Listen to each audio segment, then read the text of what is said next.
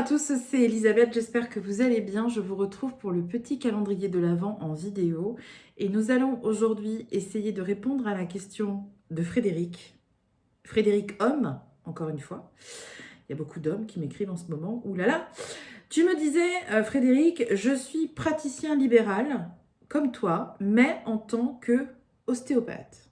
Ok. Et je me demandais, quel conseil tu aurais aimé recevoir au début de ta carrière de médium?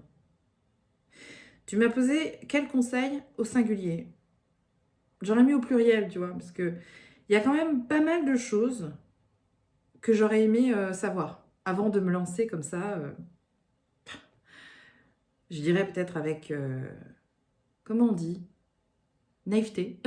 C'est ça, naïveté. Naïveté dans ce parcours de médium. Quel conseil j'aurais aimé qu'on me donne? Et peut-être aussi quel conseil je pourrais donner à des personnes qui ont envie de se lancer dans ce domaine-là.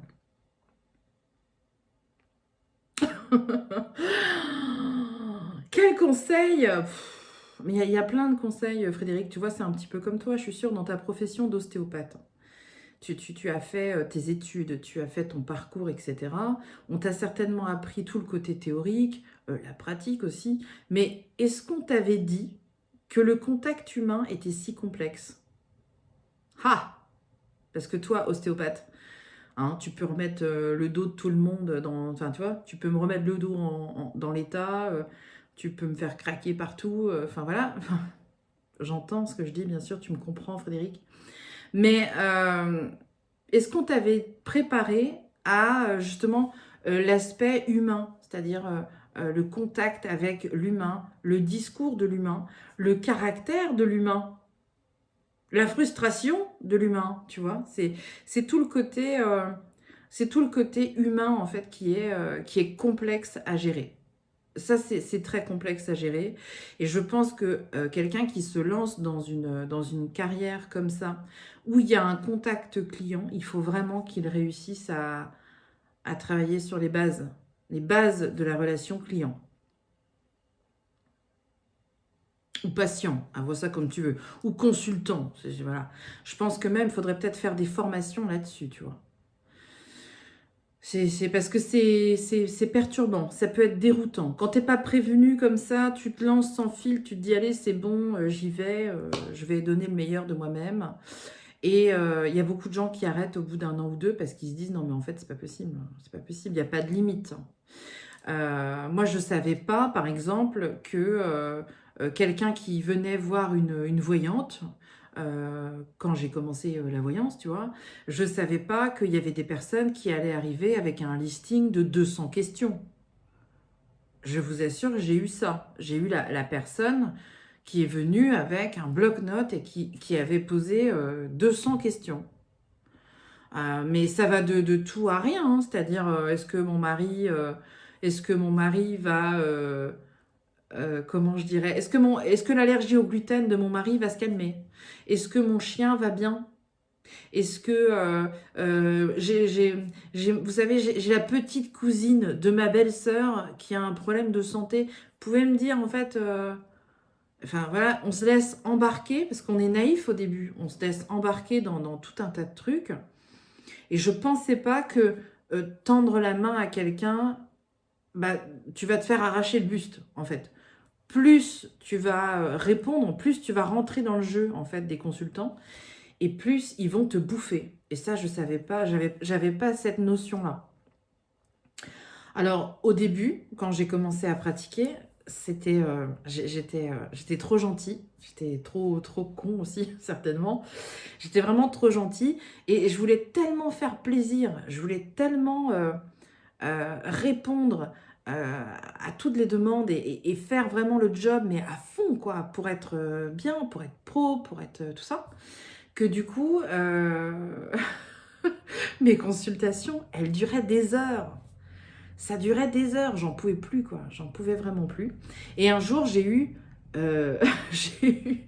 j'ai eu la consultation qui m'a fait comprendre que stop, il fallait mettre des limites, il fallait mettre un cadre, il fallait limiter l'investissement en fait avec les gens si on voulait pas se faire bouffer. Et ça, c'est tout un mécanisme qu'il faut intégrer. Être trop gentil, c'est pas bon, parce que vous allez vous faire prendre pour une tourte, en fait, pour une idiote.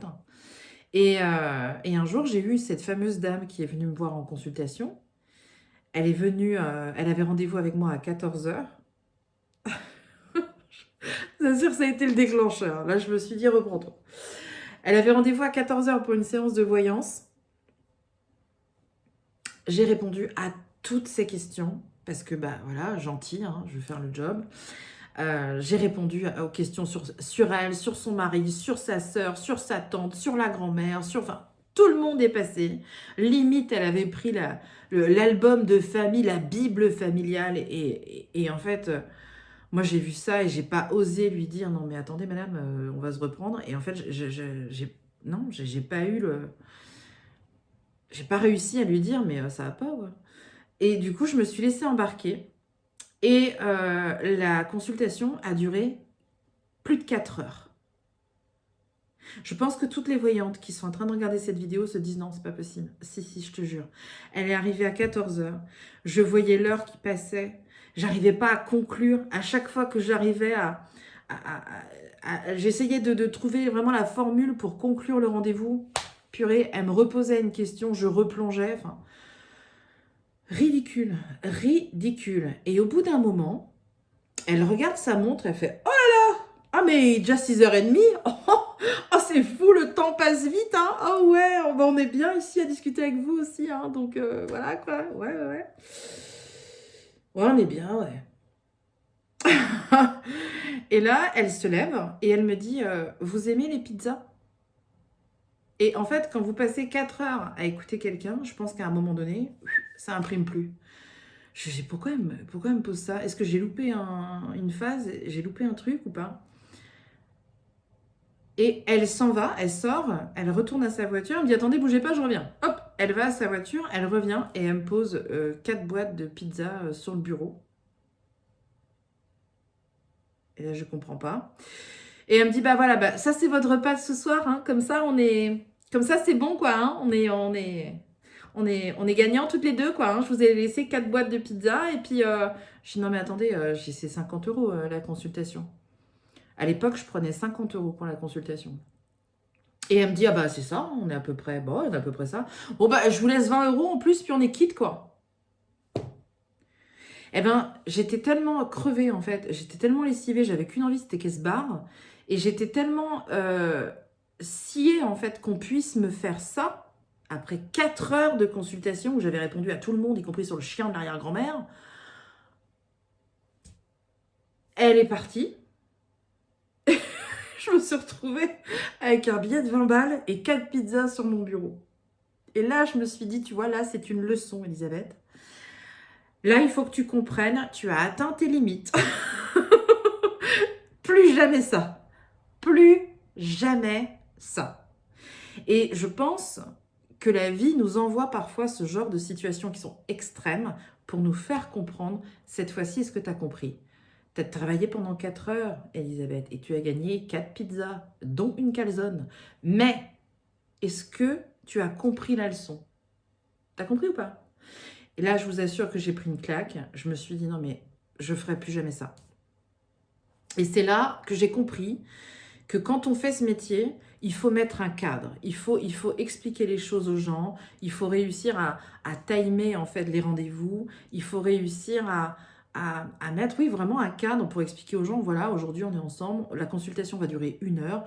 Pendant 1 heure, vous pourrez poser des questions. Je réponds pas aux questions sur tierces, je réponds pas aux questions sur votre arrière-grand-mère, sur la tata, sur la belle-fille, sur tout ça. Je fais pas ça.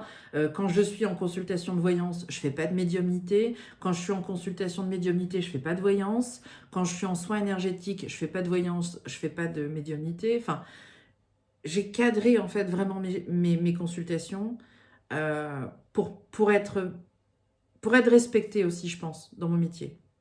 Voilà. Et ça m'arrive encore, hein, ça m'arrive encore d'avoir des personnes qui essayent vraiment de m'embarquer comme ça, ou qui vont vouloir toujours plus. Ils veulent toujours plus.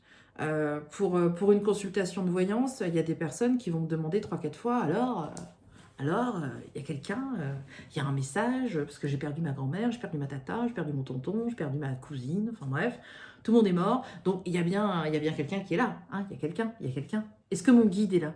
Est-ce que vous pouvez me dire aussi au niveau énergétique, parce que je me sens pas très bien, vous pourriez me faire un soin aussi? Ouais, d'accord, ok. Et puis, est-ce que vous pouvez aussi faire en fait, une question pour ma cousine, une question pour machin? Donc, en fait, non. Je pense que j'aurais aimé au début de ma carrière qu'on me dise attention Elisabeth, plus tu vas être gentille avec les gens et plus ils voudront de toi. Et plus ils exagéreront aussi dans leurs demandes, plus ils abuseront de ta gentillesse. Donc ça, je pense que c'est le premier conseil, c'est de réussir à mettre un cadre quand on pratique, ne pas se laisser embarquer, pratiquer toujours avec le cœur, oh oui, mais s'imposer une rigueur, une discipline, un cadre pour pratiquer dans de bonnes conditions et pour expliquer aussi aux gens comment on travaille, qu'est-ce qui va se passer, qu'est-ce qui se passe et la consultation est finie. Et ça, c'est important de bien cadrer les choses comme ça. Parce que sinon, je pense que on fait une consultation qui dure 3 heures, on en fait une autre qui dure 4 heures, on ne se fait pas payer à la fin. Au bout de quelques mois, on est complètement dégoûté et on arrête, quoi. Voilà, voilà Frédéric, ce que je te dirais. Donc parfois, imposer un cadre à quelqu'un, lui expliquer clairement comment les choses se passent, ça permet aussi de travailler dans de bonnes conditions et puis de continuer à aimer son travail et continuer à le faire pendant des années. J'espère que j'aurai répondu correctement à ta question et je vous retrouve demain pour la suite du calendrier de l'Avent. Salut!